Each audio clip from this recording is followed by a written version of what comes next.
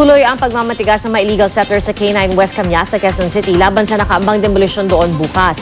Hindi raw sila payag na lumipat sa relocation site sa Rodriguez Rizal o sa Payatas. May ulat on the spot si Mark Salazar. Mark?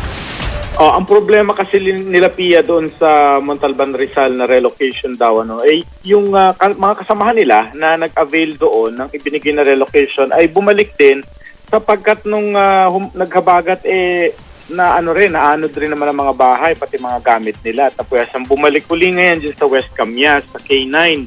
Ngayon meron naman silang tinatawag na in-city na relocation na ino-offer sa kanila.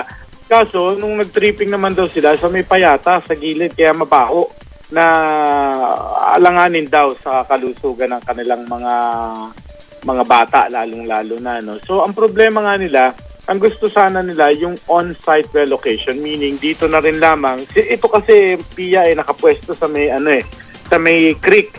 So talaga namang bawal, tinatanggap naman nila na danger zone talaga yun at dapat may easement na 3 meters.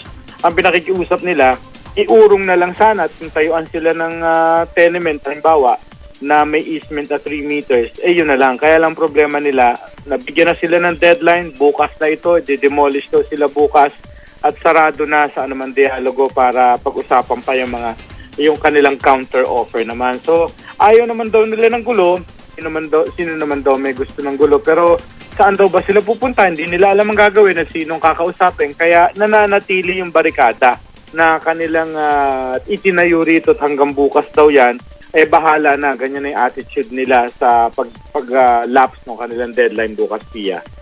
Maraming salamat, Mark Salazar.